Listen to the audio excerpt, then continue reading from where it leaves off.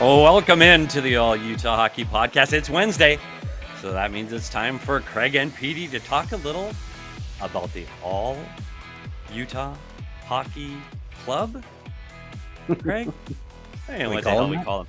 We got to get him a nickname pretty soon. I'm Petey. This is Craig. Make sure you give us a like and subscribe to the All Utah Hockey YouTube channel. And if you're catching up on our podcast, make sure you subscribe and leave us a review wherever you listen to your podcast. Craig, welcome into this Wednesday. The Utah Hockey Club is in fuego right now, and I know a little disappointed without the win last night, but they took the best team in the Western Conference to a shootout last night, losing 5-4 to the Minnesota Wild. How are we feeling about the most recent iteration of this Utah Hockey Club? Well, you got to feel pretty good about it, don't you? I think it's 4-1-2 in their last 7. They're scoring goals. They're getting, by and large, really good goaltending right now. There are a lot of things that are trending positive, Petey. The only problem is, as you noted just before we came on the air, they're not really climbing in the standings because the West is brutal. Yeah, that's one of the things when you start talking about playoffs and standings, you have to not just only look at how far you are points-wise, it's how many teams you have to climb over. And that's one of the issues right now where Utah is sitting. Yeah, the teams around them are winning too. But a big night last night against one of the best teams in the West. After, I will say this, we've talked about this over and over since this franchise was in Arizona and now moved to Utah. The schedule makers are just horrific. Blake Wheeler's here for AJ. We're all here for AJ. Stay tuned. AJ's coming on. Talk about Colorado Avalanche. But this schedule is horrific. You go on a 2-game road trip back-to-back on the East Coast. Then you fly home for 1. And then you leave again for 2. Home for 1. Gone for 1. Like this schedule is so challenging. It's so difficult. It's not like they're just going to Colorado and back, or maybe Seattle and back. They're going to the East Coast and back. It's just relentless. And they did so well on this trip, getting their first back-to-back wins since the opening weekend against Philadelphia and Buffalo. Any thoughts on this horrific schedule, Craig? This is a carryover, right? I feel like this is going to stick with this franchise wherever they go for eternity. Hopefully they stay in Utah. No more moves here. But we talked about this when this franchise, I don't know. I think we keep calling it the previous iteration of this franchise. You know, they got horrible scheduling. Yeah, they got horrible scheduling every season. The coach, no matter who the coach was, some of them were more public about it. I mean, I remember Rick Tocchet just calling me and say, "You got to write a story because this is just terrible." It happens to this franchise every year. Somebody's got to stand up and say, this can't fly. Like, I get that it's difficult to make the schedule, but there got to be, like, when they computer generate this, there have to be some red flags that arise, and you need to have feedback. There are owners that do have feedback, by the way. If you remember, way back in Buffalo, they had to move a game to the afternoon they didn't want to conflict with the Bills game. Some owners have pull with the league and they can get things changed. This franchise needs to step up and say, hey, we're not taking this anymore, because it makes a difference. You know, it exhausts players mentally and physically. It's such a challenge. Yeah, it's funny. We got one of our in the chat. We're clubbers till we die. Conspiracy? Is our schedule unnaturally bad? And the answer is yes. And to Craig's point, you need to have an advocate inside the room at the NHL that can help you with your schedule. And Ryan Smith, unfortunately, in his 4 months of owning a hockey team, just didn't have time to set that kind of a deal up. Lucky to have anything on the schedule, more or less concerned about who and when and where. I think that may adjust over time. But yeah, this is a tough schedule. And you've got to look at going out east for those games. And now you go to Colorado and San Jose, come home for 1 against a very good Vancouver Canuck team, and then turn around the next morning and fly to Minnesota. Like Yeah. it's so unfair. Like it's really tough. And the good news for this team is how well they are playing on the road. And you go back to what they did in Buffalo and Philadelphia. And the biggest thing you can say is their offensive outburst. And I've been very hard on their ability to generate offense over the last several weeks. Well, that changed. That changed on this road trip. And they're getting back to the things they did well. And when I watched it, it was simple: getting to the net, got to the net extremely hard, got in the way of the goalie's eyes, and then the defense delivered pucks to the net. And honestly, it wasn't much more difficult to that. And lastly, the shots Nick Schmaltz that he's been taking, haven't been going in. He's been hitting posts. He's been just missing. The shots over this last week have been going in. And That's people are the saying, thing I well, what's he wanted to doing ask you. different? He's not doing anything Yeah. different. He's not. He Do just coaches wasn't getting talk those about that? pucks to go in. Do Yeah, for do sure. coaches talk about puck luck? Just simple puck luck. I don't think people realize how much of this game is just sheer luck. Either you get a bounce or you don't. Do coaches talk about that in the room? It goes to a point. One of the things you always say in the coach's room is, hey, that guy's getting chances. When he stops getting chances, that's when we'll get concerned, as long as they're getting the chances. And Nick Schmaltz has had chances all season long, and he's showing up on the score sheet. Like, he's getting assists, he leads the team in assists, so he's providing offense. But at some point, you also just have to score. And Yeah. it's what we always said is, on players that are on those kind of a streak, is you just hope one hits them and goes in. They just need that relief, that stress relief, that they get that weight off their shoulders, that, oh, they're finally going in. And just like we said, once Schmaltz gets one, he's going to get a bunch. And it's funny, I looked up this during this 7-game stretch. The Utah Hockey Club has points in 6 of those games. Hmm.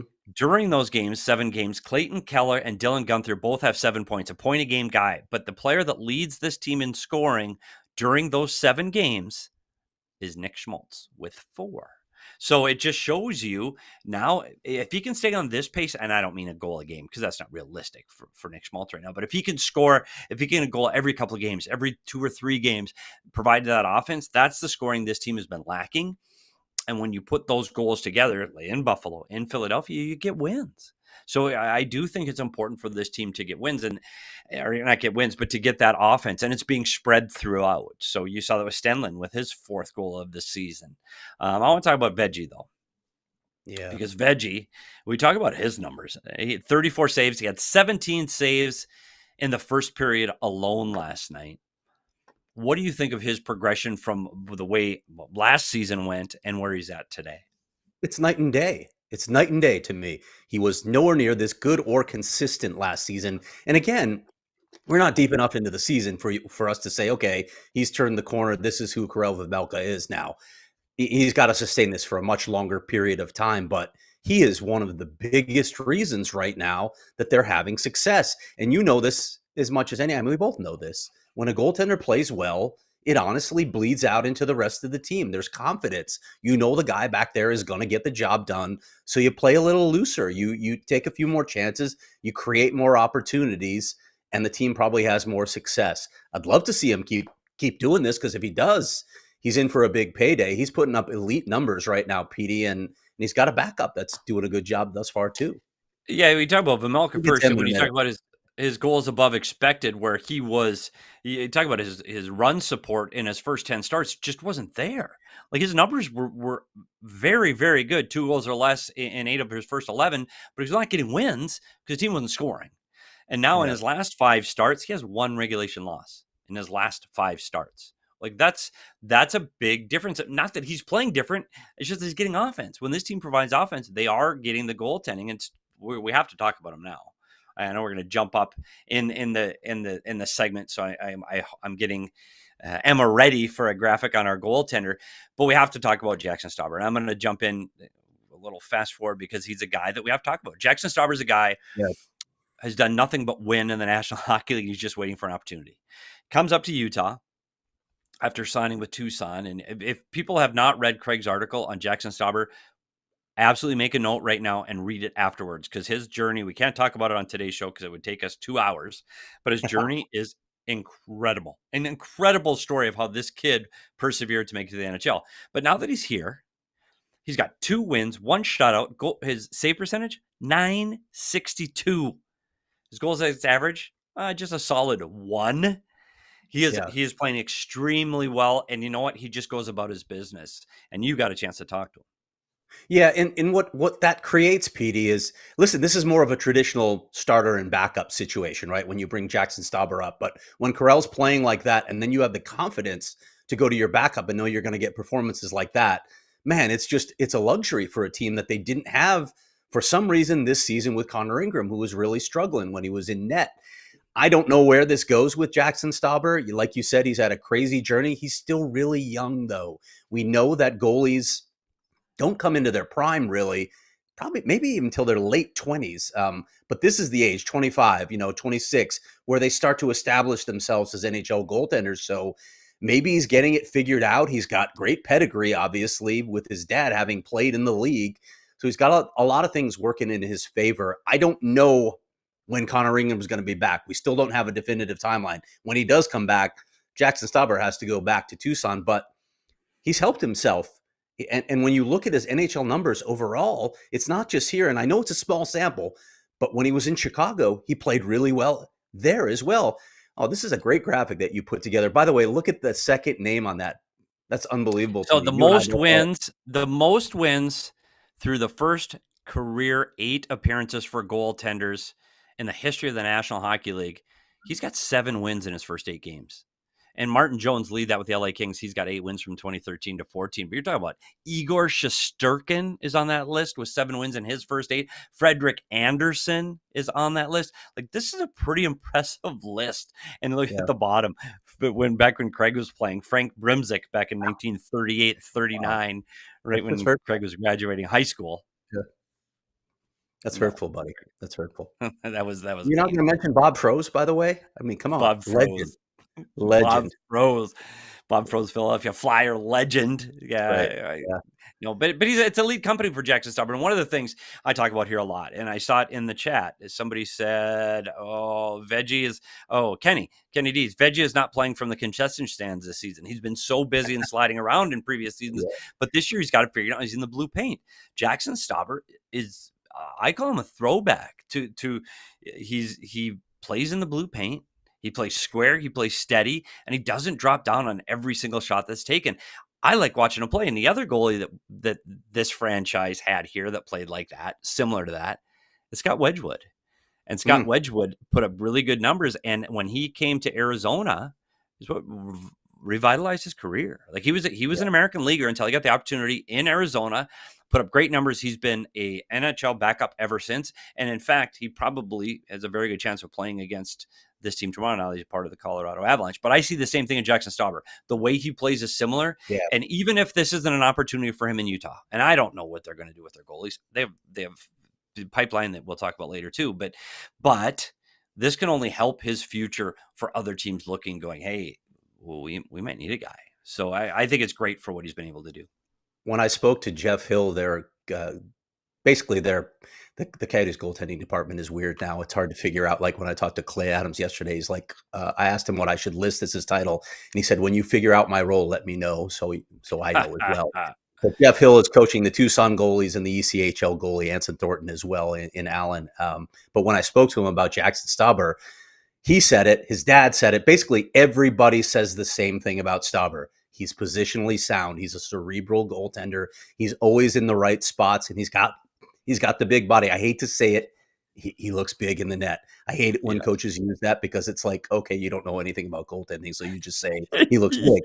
But he does make himself big, and the thing that they're working on is just getting a little more pace with his push-offs so that he can get into that position a little quicker. The NHL moves at a little faster pace. If he can do that, if he can accomplish that with his off-ice work and then the on-ice work, when you get in that solid positioning, you can have great success in this league. We've seen it with a bunch of guys.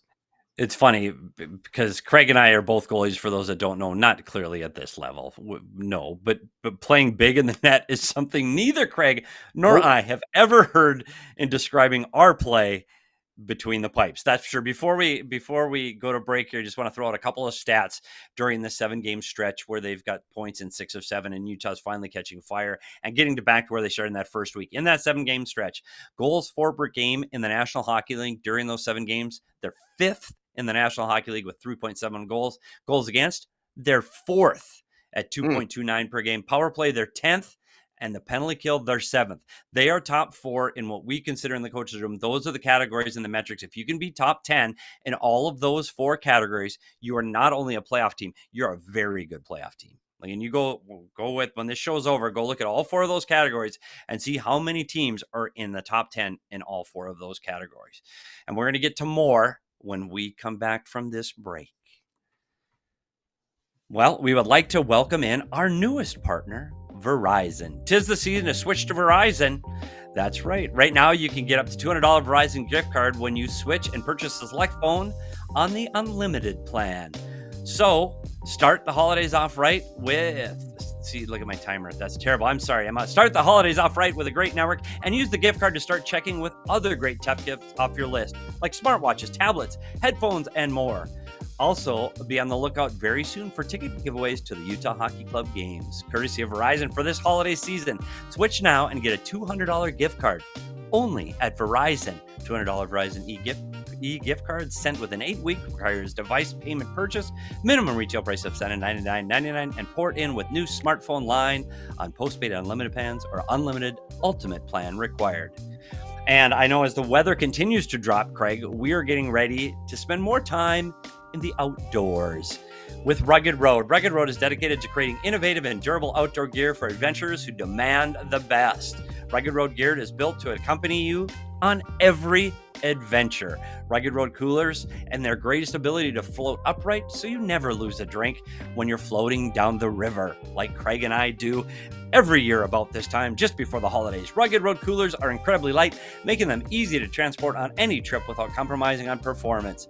Perfect for a variety of outdoor activities, from fishing and tubing to camping and tailgating. These coolers are designed to meet the needs of every outdoor and sports enthusiast. So gear up for your next adventure with Rugged Road coolers. Reliable, durable, and built to be used. Rugged Road is your ultimate outdoor companion. Head to ruggedroadoutdoors.com and use the code ALLCITY for 10% off. We're going to get to AJ in a minute. AJ is going to talk from DNVR, our sister station. We're going to talk a little bit about the Colorado Avalanche. But first, there's a couple more things we want to talk about this current insurgence of this team. We're going to talk about Clayton Keller. Let's talk about Clayton Keller. Clayton Keller last night on the power play gets 2 power play goals, both from the same side, beats the goaltender, one short side, once to the far side, 2 great shots, no screen, no tip, beats the goaltender clean. And I really think this is Clayton Keller needs to get that confidence builder, especially on the power play. This team needs to be 5-on-5. I think this team is good, but they need to be able to win those special team battles, and they haven't of late. Yeah, the thing with Clayton Keller, we remember that they just announced the rosters for the Four Nation face-off, and he was left off that roster. He was one of those guys that was always considered on the bubble. And if you look at a couple of the players that they chose, I'm not going to throw shade, but there are a couple players that they chose where I was like, not sure about that. I think Clayton Keller could have been on. He has had some magic with some of the players on this roster. I thought that might have factored into it. But he was pretty frank talking about it when he was asked by local reporters in Salt Lake City the other day about how this might light a fire. So, Emma, if we can throw up that quote graphic from Clayton Keller just talking about how it might have motivated him. That's a team that everyone wants to be a part of. Talking about, of course, the Four Nations team. When you're not selected, you look yourself in the mirror and you go to work the next day with a little extra jump. It's maybe down the road, the right thing for you at the right time. So Clayton Keller saying, hey, this might get me going. This might motivate me to prove that they were wrong. And I mean, you just love to hear that, not only from your captain, but for any player. If they're finding motivation somewhere, cool. That's great. Yeah, and he's a guy that we thought would be on that USA radar. And it's funny because we talked about this on a different show. They were talking about the word snub. Snub's a hard word. These are really good players. And there are a lot of really good players that aren't on any of the lists, and it's hard. Like, could Clayton Keller play on that team and be on the wing of Austin Matthews and be an asset to that team? Absolutely. You saw the chemistry they had during the All-Star game, so I think he could absolutely fill that role. And I know he's worked incredibly hard to get there. So maybe this is the motivation that really puts him over in the second half of the season. We do have a super chat, Craig, $1.99 super chat from We're Clubbers Till We Die. By the way, this is the second show I've been on today that he has been part of the chat. So thanks, We're Clubbers Till We Die, for jumping in. Did ESPN root against AZ as badly as they did Utah last night? I'll take this one. I'll field this one. The worldwide leader in sports doesn't get to cover the Utah Hockey Club and or the Arizona Coyotes as much as they do Pittsburgh, Boston, New York, as you've seen by watching them. Yeah. So they don't know as much about the team. So it's not so much that they're rooting one way or the other. The Minnesota Wild have been on the national stage a little bit more this season, first place in the Western Conference. So I just don't think they're rooting against them. I just don't think they know as much about them. Yeah, and I will add to that, even though this is a little off topic. I'm not sure if anyone saw when ESPN announced the pairings for the college football playoff. Arizona State happens to be in that field, and when they put up the logo, they did not. They did it again. They put up the University of Arizona logo. Like, how many times has ESPN made that mistake? And I don't know who it is. It might have been some 20-year-old intern who just made the mistake and didn't sleep that night. But come on, learn a little bit more about Western geography. There is a good chunk of the United States that exists west of the Mississippi River. Yeah, well, I'm going to talk a couple defensemen here. One of them, since we're talking about the Four Nations Cup, we have to talk about one of the members on the Finnish team, Jusso Välimäki, who hasn't played a lot this season. He's been a guy that's been off the roster several nights this season, in and out of the lineup, but he's been adding to the offense the last couple of games. Thoughts on what Jusso's been doing recently? Well, yeah. I mean, he's playing his game, right, Petey? We know what he is. He's a puck mover. He's a fluid skater. He can help offense, and he has to play responsibly defensively. Andre's been giving him some time. He's averaging, I think, almost 17 minutes and 40 seconds of ice time, which is good, right? When you haven't played all this time. I think he played a season high 21 minutes in Buffalo. He's got goals in his past 2 games. He talked about it with us as well. Maybe this Four Nations thing is the jumpstart that a lot of players needed, because Jusso wasn't in the lineup very much. He talked about it when he was on the show with us live last week, saying, this is a boost of confidence for me. This might help me moving forward. Right now, he's playing pretty well for this team, and they need that help so badly on their blue line with 3 players on the shelf right now. Good for Jusso Välimäki for stepping up. Yeah, a couple things. I think what I've seen out of him, what's been really impressive, is his ability to jump in offensively. And I know he wanted to add that to his game, and you've seen it over the last weekend. Like, he's driving the net on a rush. You've got number, I guess, is that number 4? Like, where are you going? But that just shows that he's got a little jump in his step. And you know what? Right now, this is a back end that really could use a little pep in their step. Just saying. Yep. And so maybe he can help provide that. I'm happy to see that. But for a defense that's beaten up, and we've seen this all season, they've guys coming back and forth. Max Zuber recently went down, but an old friend of the program got the recall today. So from the Tucson Roadrunners, Kevin Connauton was recalled to the big club earlier today. Thoughts, Craig, on the recall of Kevin Connauton? Well, we expected it a lot sooner, right? We figured he'd be up before some of the other guys that got recalled. Kevin actually had some struggles down in the A. I think there was one game where he was like a -6. He had a rough night, but he's a veteran. He knows his way around. He knows what's expected of him. So I figured at some point before the end of the year, Kevin Connauton was going to get the recall. He is what he is, Petey, right? He can help a little bit offensively. We saw that in one season in particular when he was with the Coyotes.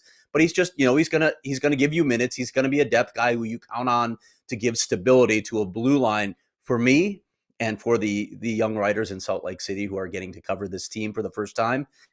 All I would say is enjoy the personality that is Kevin Connauton, because he's a fantastic quote. I always mention this when I wrote that story about what it's like to live in the desert for players who have never adjusted to having snakes and scorpions and all kinds of other wildlife.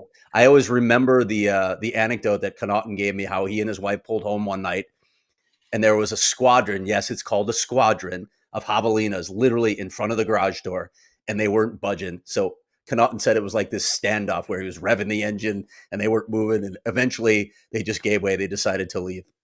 I love the guy. He's a blast. He'll add some personality to this room. It's something we'll talk about on another show, about some of the stories that I have with Kevin Connauton. But to Craig's point, he's played 360 games in the National Hockey League. He's an experienced guy. He's a guy that if he sits out tonight and plays tomorrow, he's okay with that. He understands the assignment. He's not going to pout. He's going to give you an honest effort every night. You know what you're getting with him. He's not a guy that, you're right, Craig, he's going to eat minutes for this team. An experienced defenseman that can eat minutes and understands how to play the game. And I think that's right now that this defense went to being 6 solid defensemen that was going to drive them potentially fighting for a playoff spot, to now with 3 major injuries on the back end, to now they're just trying to be serviceable and get through games. And I think they've done that. And I know Kevin Connaughton can absolutely do that as well with this team. So I'm excited to see what he can actually bring to this team. Before we get to the next break, I want to talk about the wild card and how close this team is to the wild card. So Emma, if we could throw up the first graphic with the playoff standings right now, Minnesota holds on to the top spot in the Central, followed by Winnipeg and Dallas. Vegas tops in the Pacific, followed by LA and Edmonton creeping up on them. Colorado and Vancouver right now holding the top spots in the wild card. And right outside the playoffs right now, Calgary on their way down. St. Louis is on their way up. And those are the teams in the playoffs right now today, with Calgary and St. Louis just outside looking in. So where is Utah in all of this? Well, you go to the teams that are in the hunt, and we talked about Calgary and St. Louis. Well, Seattle is another team that is just ahead of the Utah Hockey Club. Utah Hockey Club right now is 29 points. The last wild card spot right now for Vancouver is 4 points ahead of them with 33 points, and Vancouver has a game in hand on Utah. Utah's catching up, and they're gaining ground. They're ahead of San Jose, Anaheim, Chicago, and Nashville right now, which is great. They're making headway, but they got to jump over 4 teams to secure a spot, and that's really tough to do. Well, agreed with that, and we'll see how that plays out. But what you really want, and what the goal really was for GM Bill Armstrong, at least, the players and coaches always want to make the playoffs. You want to be playing meaningful games after the All-Star break. We're closing in. We got a ways to go still. I mean, they got to get through December and January. There's a chunk. It's not even the All-Star break. It's the 4 Nations face-off break this year. But you want to be in contention coming out of that break. That's the challenge. They almost did it last season, but then they got some news and they fell apart in February. But we won't rehash any of that. Well, we're going to get to talk about their next opponent, the Colorado Avalanche, with DNVR's AJ Haefele. But before we do that, and one other thing, Craig, I just want to talk to the chat, who's been a lot of slander in the chat. Can you remind people who my other employer is? Just a little quick reminder. It's a 4-letter word, isn't it? Yeah. It's an anagram that's the worldwide leader in sports, ESPN. So I won't read any of those because I actually part of that staff that everybody's slandering right now. So before we get to AJ, let's talk a little bit about our partners at Saturday Neon. We talked about Saturday Neon being started by 2 college friends. They make officially licensed collegiate logo LED neon signs that are perfect for your home, your office, your dorm room, your fan cave, or your bar. Check out their new Essentials collection featuring almost 50 of the biggest schools across the country, including the Utah Utes, for only $75. Unlike traditional neon, these LED signs won't break or shatter, but they still give you that classic uniform glow that you know and love. The LED lasts up to 100,000 hours, so you'll enjoy your sign for years to come. Super easy to install using provided hardware or 3M command strip, and they're low voltage, so you don't have to worry about them getting too hot because they're always safe to this touch. And with the holidays coming up, honestly, these are the perfect gift for the sports fan on your list. So make sure you're going and checking out SaturdayNeon.com and use the code ALLCITY for 10% off your order. Again, that's SaturdayNeon.com. Craig, what chaos? I got on my What Chaos today. What Chaos is the All City Hockey podcast hosted by Pete Blackburn and DJ Bean. It's mostly hockey with a little bit of nonsense. Interviews with players, coaches, and notable personalities in the world of hockey. And I tell you what, if it's happening in the NHL, it's happening on What Chaos. They are live 4 times a week at 12 Eastern Time US on YouTube or wherever you listen to your podcast. Make sure to check out their new merch collection, which just dropped in partnership with Just Dishin'. And I just ordered mine today. Shirts, hoodies, hats, and accessories. Visit justdishin.com to check it out. And now we've made them wait long enough, but let's welcome in AJ Haefele from DNVR, AJ, the man, the myth. AJ, it's been a very, very, very long time. How you doing, buddy? What's going on, guys? I would just like to say a couple of things. It is very true. People on the East Coast don't know anything about Western geography. The number of times I've had to explain that Colorado is one of the rectangles out west is kind of amazing. It's Yeah, I kind of don't. I amazing. know. It's funny though. AJ, We had a GM once, AJ, when I was inside the coach's room, that we were talking about a player and trying to trade a player. I won't mention the GM at this time or the player, but he came in and the coach said, "Are you out of your mind? He's rotten right now." And the GM said, "It's okay. We're in the West Coast. Nobody's watching anyway." And that was a true story. So wow. that's a GM in the National Hockey League. Did he AJ, get traded? I gotta ask, buddy, where are you now? Like, are you in a cave in Tibet communing with nature or something? I can't keep track of you. You're on the move all the time. There it is, right there. Yeah, The I Connecticut moved. sun. I moved to Connecticut. I live in. Well, I live in Connecticut. We'll just say that. Yeah. Yeah, I've been. Can I? I have lived in Craig's. Connecticut. You have. I've been there. Heard of it. It's beautiful. Heard of it? Connecticut Yeah. Sun. I've They watched you treat the play. East Coast like they treat the West Coast. Yeah, yeah, I've heard of Yeah. Connecticut. AJ, we want to get to this Colorado Avalanche team. It's a team you know extremely well. It's a team that's been up and down injuries, suspensions, goaltending issues. What is the state of this Avalanche team as we sit here today? Give them 3 or 4 more weeks, and I don't think they're going to be on that wild card graphic anymore. Because it's I think it's go time for them. They're healthy enough. There's no excuses, and now they have actual goaltenders that should be in the NHL. So that should really help. Um, Ouch. you know, going from the absolute like rock bottom league worst goaltending to even just middle of the road. If they can get like 16th best goaltending, I'll take 20th best goaltending. I'm really not picky here. Then everybody else has a big problem on their hands because the Avs were bleeding goals that just shouldn't happen to NHL teams. It wasn't so much the defense. And then it became the defense because the defense started being like, "Hey, we can't give up a shot against this guy. Mm. It's going to go in. It doesn't matter what it is, where it comes from. It's going to go in." So they pretty much had to change a lot of things about how they were playing the game, and you see how they've just played in front of Scott Wedgwood, and it's like, look, they're really good, and they're about to remind everybody about all of that. How did it go so far south with the goaltending? How did that happen so fast?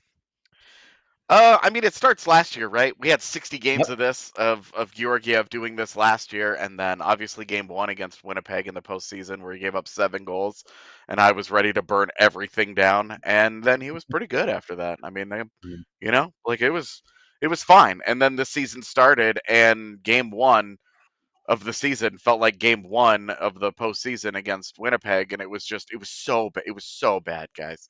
It was so bad, and it never really got better. There were decent games, and you were like, okay, he's turning a corner, and then he would turn the corner right into another wall.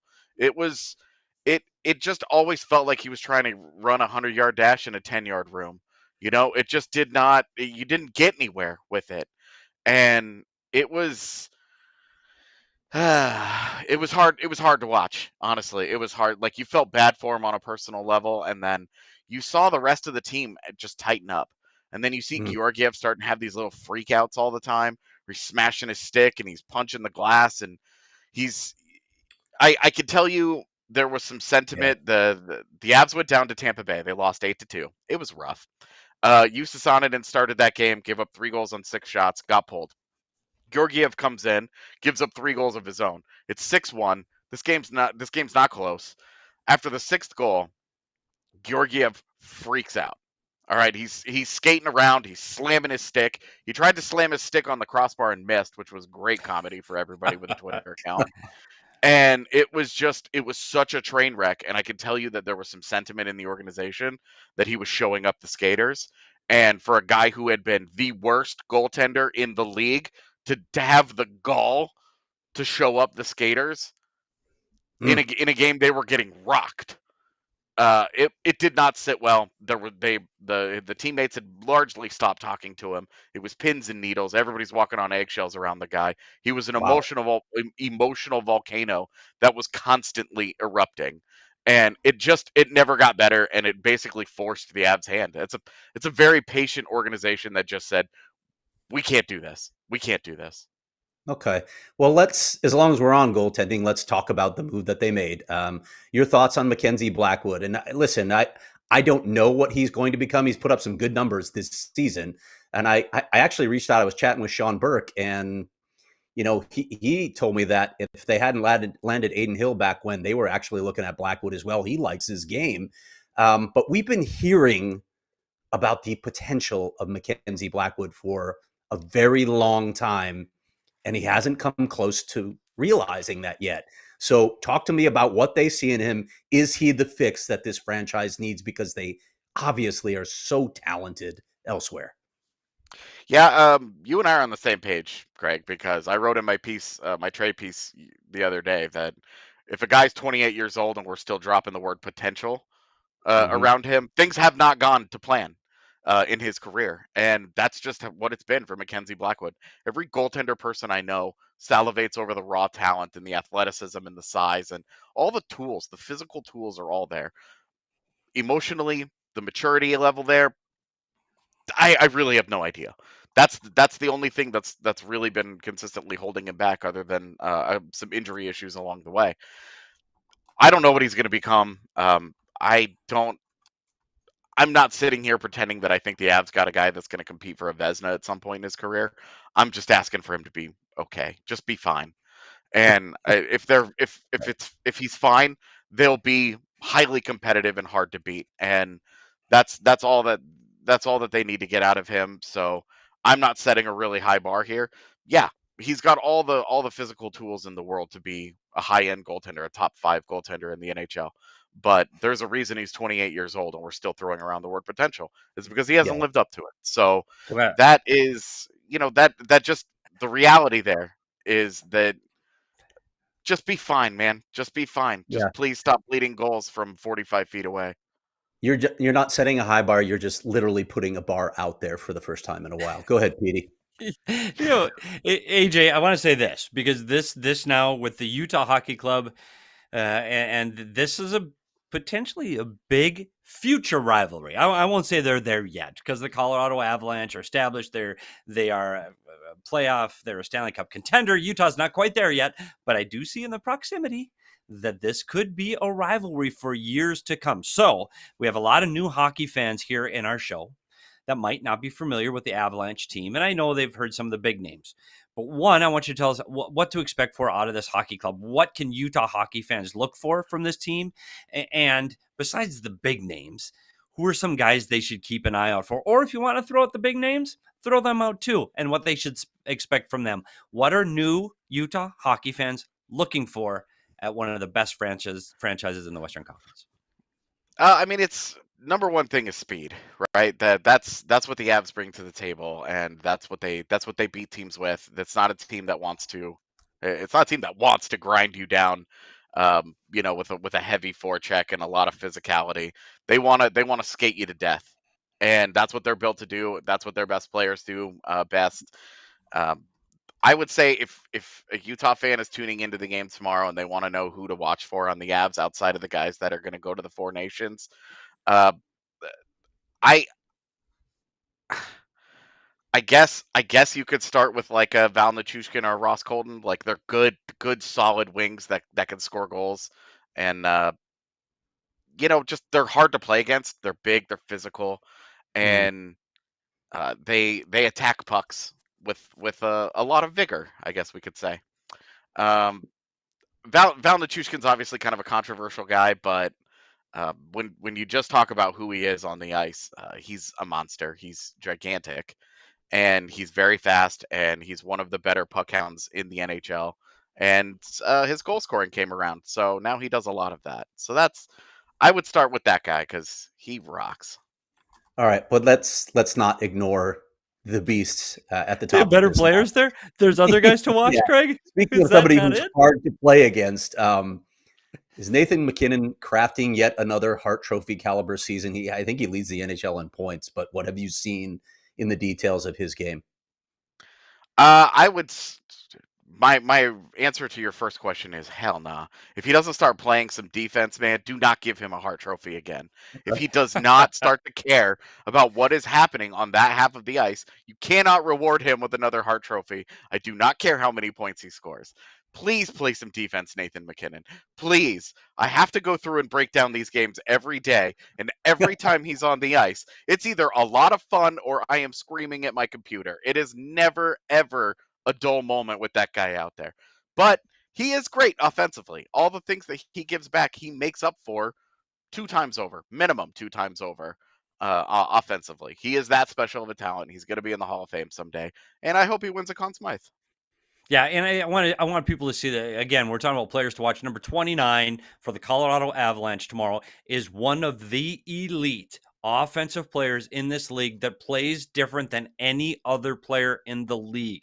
There is nobody that plays like him. People can talk about McDavid and the comparison there. They are different. He's a bigger body guy. He's going to use that big body, and when he gets the puck, beep beep zoom, he gone, because he can skate, and he is unbelievable to watch. And he gets that little bit of, I got a chip on my shoulder night tonight and I'm mad at somebody. Wow, look out. He is exceptional. So 29, keep an eye on 29 in the Avs. And Craig, there's one more guy you wanted to talk about. Yeah, we should probably talk about Cale Makar as well. He's an okay player on the back end. What sort of season is yeah. Go ahead, AJ. I mean, I almost don't know what to say about Cale Makar because it's easy for me to say I've never seen anything like him in my life, and I'm not, I mean, I'm 37. I've seen a few things in my life at this point, but I haven't seen everything, right? Cale Makar is a singular talent, and what he does on the ice is incredible to watch. The creativity and the hands and the IQ and he won't wow you with his size and his power in the same way that MacKinnon will, but he makes a tremendously difficult game look so simple, where you watch the things that Cale Makar does and you go, well, why don't the other guys do that? And it's because they can't. And there's like 3 guys in the world, maybe 3 guys in the world that can do some of the things that he can do. There is one who can do all of them, and that's Cale Makar. And as Blake mentions in this chat, he is playing incredible so far this year. Offensively, he's just completely locked in. The rest of his game is kind of your mileage may vary right now, but it's no joke on the offensive end. He is incredible. The best goal scoring defenseman in a long time. I got to ask you about this. You've probably heard the narrative that this is a brand new franchise in Utah. I don't know how you feel about that, but they're not. They're not. They're not. The NHL wants you to believe that. Of course, all of the players were somewhere else last year. Let's just say at Arizona. Arizona had the Avs number over the last few seasons, as Petey noted in the rundown here. Different jerseys, same team. What is it about this team that gives the Avs fits? Mostly that the Coyotes would find the most incredibly frustrating ways to beat the Avs, where they would get their head kicked in for 60%, 70% of a game, and they would still find a way to pull it out, or it would be close, or Connor Ingram would have one of the amazing games of his career, since like 3 out of 6 have all come against the Avs. And that was just kind of it. I think that there was absolutely an element of the Avs were not taking it as seriously as they should have been, and the Coyotes just always had some schoolyard nonsense go their way, and it always created competitive games. They always hung around, and then, obviously there was also that big comeback that they had last year that made me break stuff on the set live on air, so that was cool. That was cool. That's not like you, AJ. That's No. not Yeah. like you. It's No, funny, though, you're but obviously just exaggerating here.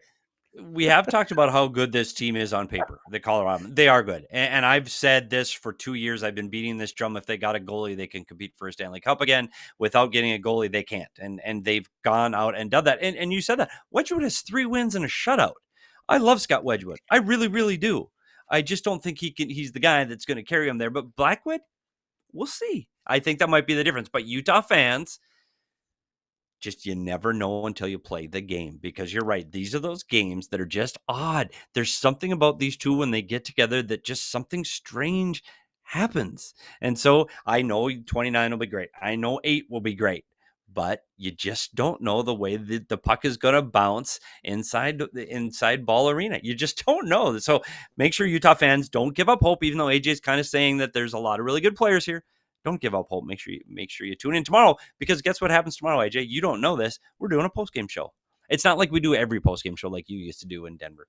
We do select ones, and this is a select post-game show. So tune in tomorrow. Maybe AJ will still be up. Maybe we'll hit him up and see what his thoughts were on that. Yeah. On I'll be that up. tilt. You don't sleep, buddy? I'd be asleep if I was on the East Coast for sure. Brother, I sleep a lot more than I used to, but it's mostly because I don't have to be at the studio anymore.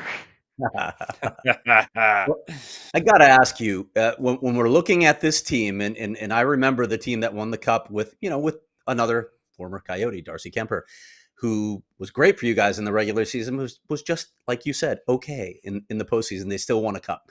Is this team deep enough, in your opinion, to win a cup if they just get okay goaltending? As currently constructed, no. Yes. Their centers aren't good enough. Please give us Kevin Stenlund. Thanks. Oh. Can you imagine him on that team? Like Kevin Stenlund's got 4 goals right now, and he understands his role in a bottom 6. He grinds it out. He works hard, kills penalties effectively, and has won a Stanley Cup. Utah fans, don't let him take Kevin's. And that's what I was going to ask you, AJ. Like, what are the holes? What does it look like at the deadline? What does their cap flexibility look like? What do you expect this team to do when we get closer to the March 7th, I believe, trade deadline? Well, to answer that question, I guess I have a question. What's going on with Gabe Landeskog? Because if he comes back, they have to do a little bit of surgery to make the cap work. And if he remains out, then they will end up having like between 4 and 5, depending on who's up at the time. Between $4 and $5 million to spend at the deadline, which is a decent chunk of change. So, but they need another center for sure. Need another center. They could really use 2, but they're not going to give up on this whole Parker Kelly as a center thing that they insist on throwing at us. It's fine. They could use another middle 6 wing, bottom 6 wing, just a guy that kills penalties.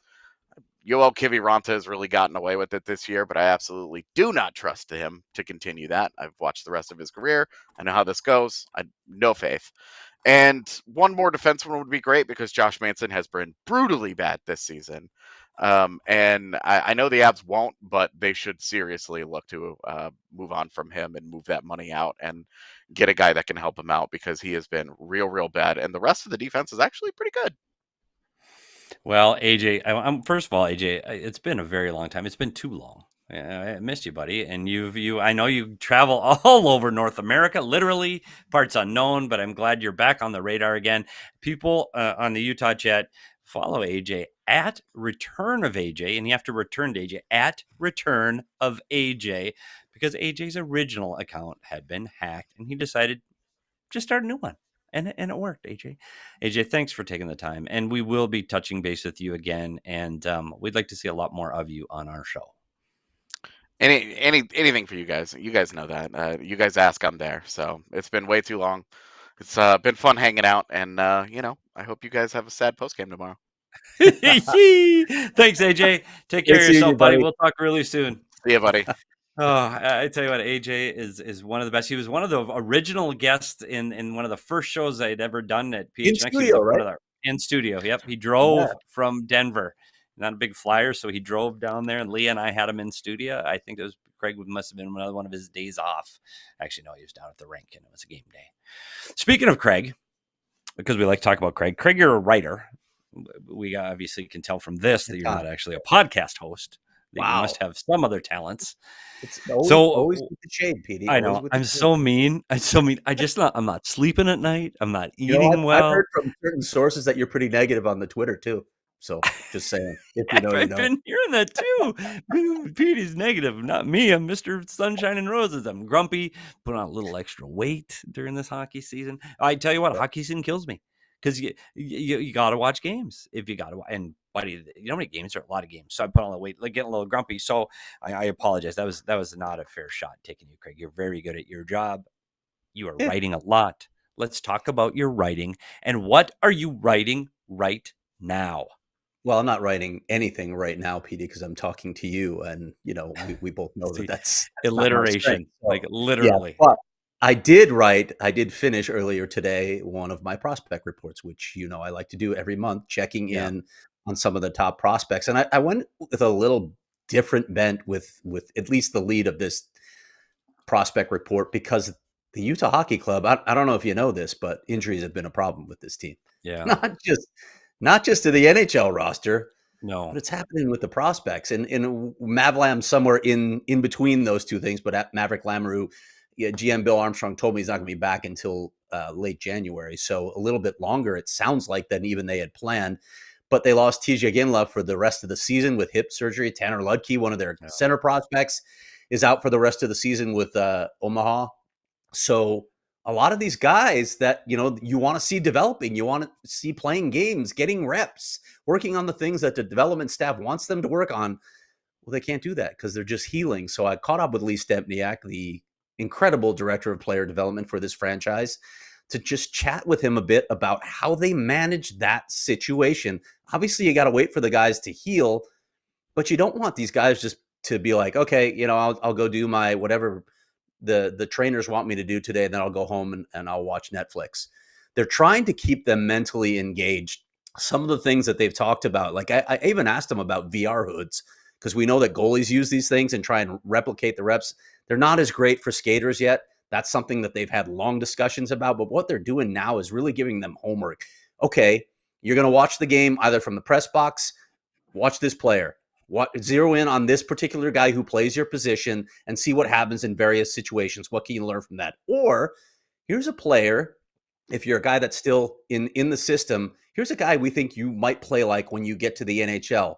Watch him tonight, pick out some things that you might learn from him. Here's 3 things to watch. Learn from the way that this guy has success in the National Hockey League.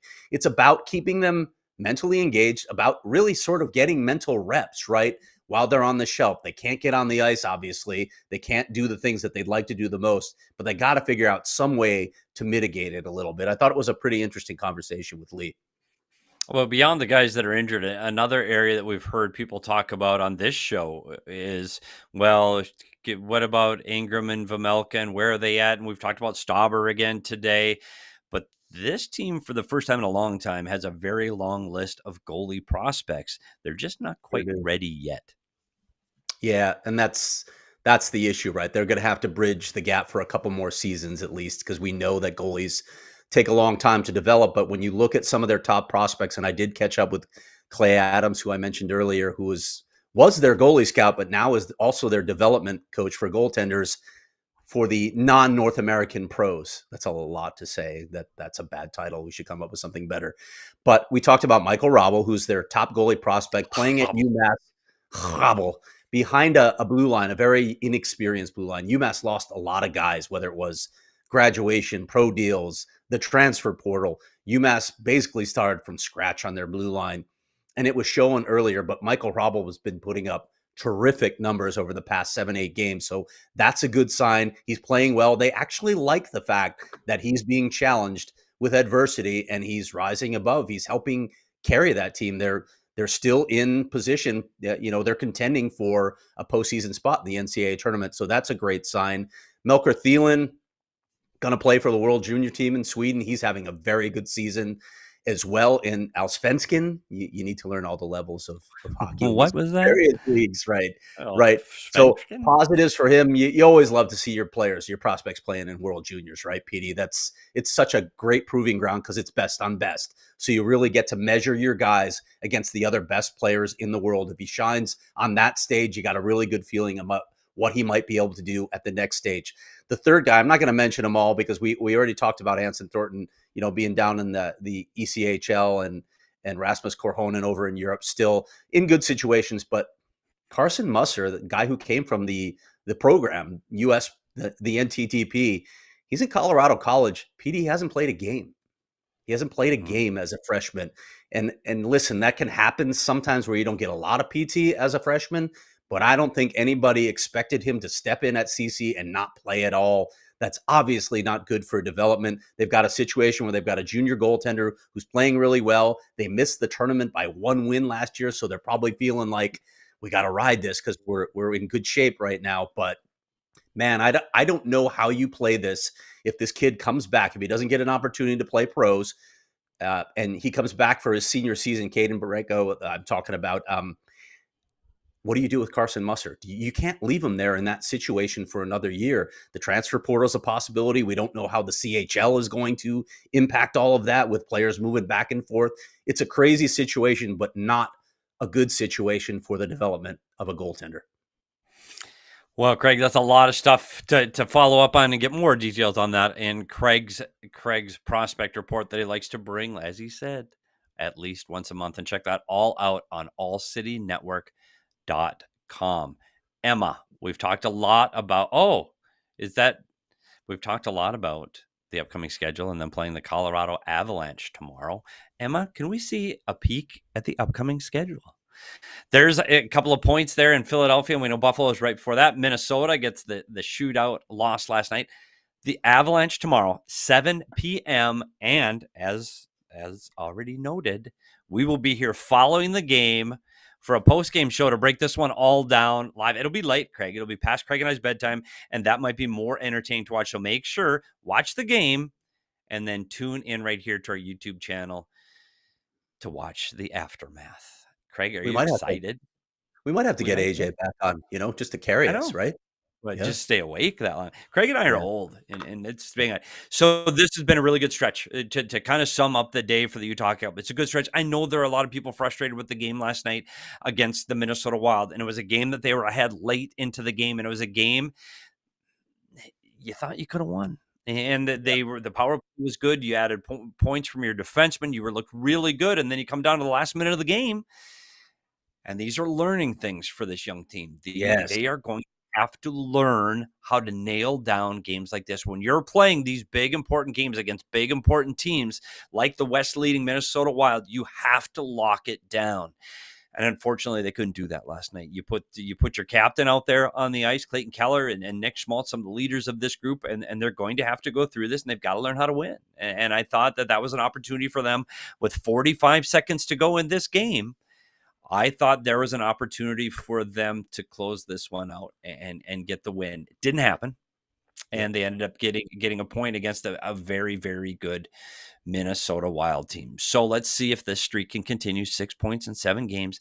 Let's see if the offense can continue to produce and look for them getting to the net hard. That's where this all started to turn around when players like Stenlund or McBain or Bugstead or Krause are getting to the net. They're able to add that offense. Craig, as we wrap it up on this Wednesday night, any other final thoughts of what's going on with this Utah Hockey Club? Well, I just want to underscore what you just said, because I think that's really important. We talk about the future a lot with this franchise. That future is getting closer. One of the pieces, other than injecting all these prospects that we keep talking about, is learning how to win those games. You need to win those close games. You can't let a lead get away in the final minute of the game on home ice. You got to figure out a way to lock that down. And listen, part of that might be who's your personnel on the ice, Petey, right? You need to have the right people on to defend in that situation. So maybe you look at the coaching staff a little bit in that situation as well. But you have to learn how to win those games if you're going to take that next step and move up among those playoff teams, rather than just talking about, let's play meaningful games, let's be in the hunt, but maybe not get there. Yeah, and I do want to leave this thought, too, with what Craig said. This is a positive time right now for the Utah Hockey Club. This is right where they wanted to be. They wanted to be playing meaningful games. They're winning games. They're getting points in these games, and that's very important for the learning process of this team, the development process of this team. There's a lot of players performing well individually and as a unit. So this is a good time right now. This is not a bad thing that they're sitting outside the playoffs looking in. So let's see how they play against one of the best teams in the league tomorrow night against the Colorado Avalanche. We'll break it all down on our YouTube channel. Make sure you go to allcitynetwork.com to read Craig's latest prospect report. And we just talked about Jaxson Stauber. Read the story. Read about this kid's path and how he got to the NHL.